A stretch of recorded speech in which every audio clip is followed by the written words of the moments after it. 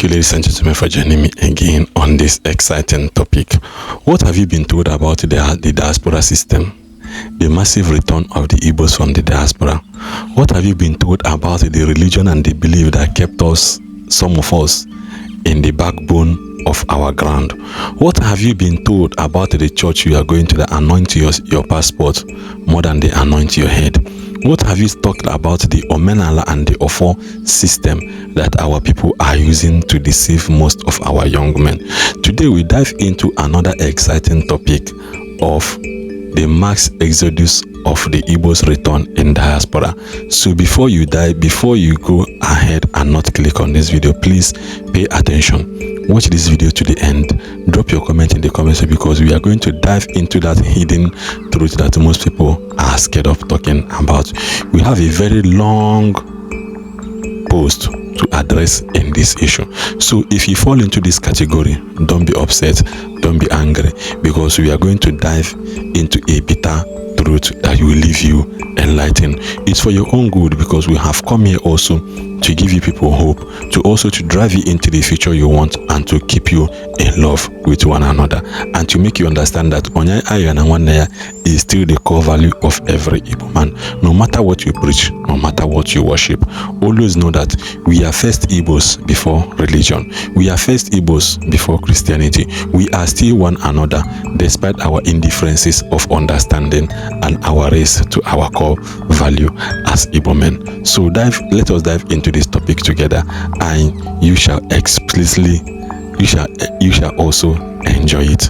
Pardon my manners, because I am being carried away by the emotion attached to this post. So as we dive in, please, like I said, follow this video to the end. You will see one or two to talk about, and don't forget, pay attention to the comment section, and we will also bring you a massive exodus of the Igbo people in the diaspora. I read, why are young Ndigbo are walking back into the fire and building old lies? Let me warn you, before I continue, some of you will be offended, not because this is false, but because this is accurate. The religious scam we never questioned. Let's start where many people are afraid to start religion. For years, young Ndigbo were told something dangerously. God will bless you abroad. Your breakthrough is in Europe. Your destiny is not in Nigeria. Funny enough, God never told us why He refused to bless us at home. Church altars become travel agencies. Prayer camps become visa centers. The testimonies become immigration propaganda. A pastor prays for you for your flight, but never for your factory. He anoints your passport, but ignores your land. He celebrates your escape, but never your return. And when young people came back and start thinking for themselves, suddenly they are rebellious. Suddenly they are proud, and suddenly they are losing their faith. The answer is capital no. They are just seeing through the performances. The Omenala culture, or the covenant of chain. Now let's talk about Omenala, because this part to us, we are told this is our culture, but nobody's told us that our culture had become a weapon. Omenala is respected when it protects the people, but it becomes wicked when it protects only elders, title and gatekeepers. Why is tradition only flexible when money is involved? Why is our way of life always used to silence young people but never to stop injustice? Why is it questioning labeled disrespect, but exploitation is called wisdom? Young returnees are not rejecting our culture. They are rejecting selective tradition that bows to politicians, kneel before pastors, but to rise up only to crush the youth.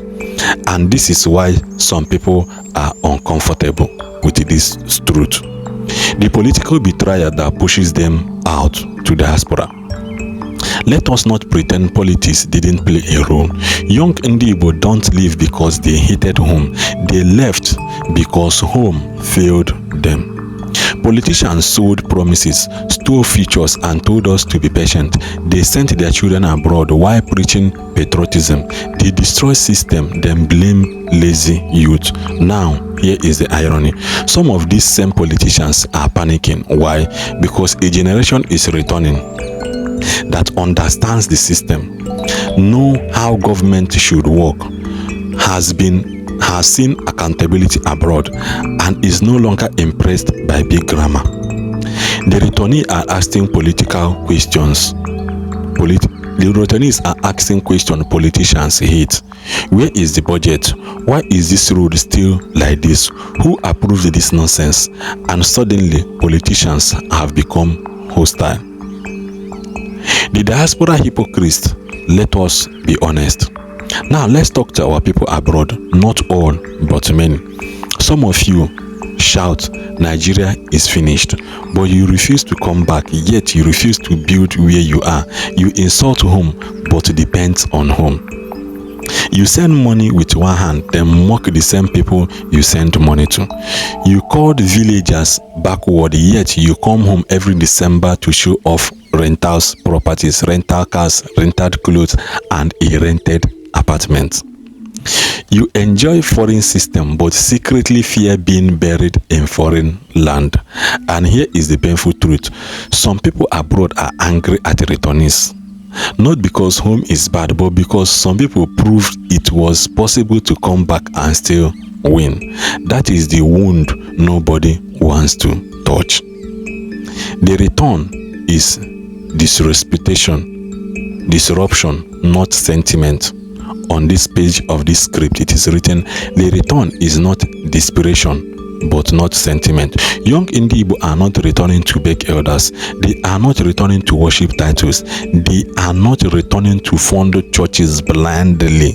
They are not listening to clap for the thief. They are returning with exposure, confidence, reduced fear, and zero patience for nonsense.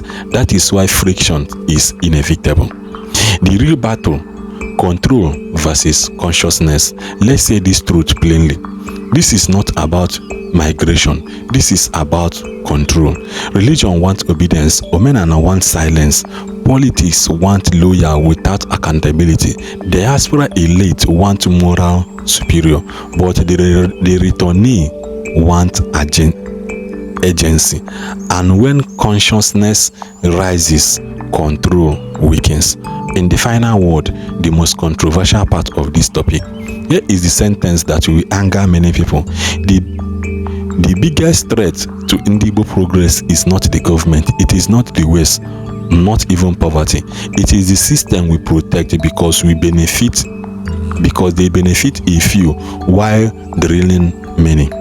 The great return is exposing that truth, and once a people sees clearly, they cannot be controlled by this thing again. Once a person sees clearly, all these things we read can no longer control you. So what are you seeing? The question is, what are you seeing? Do you like this post and do you like this message? Please don't forget to click on that subscription button, like this post, and also drop your comment in the comment section. See you guys next time.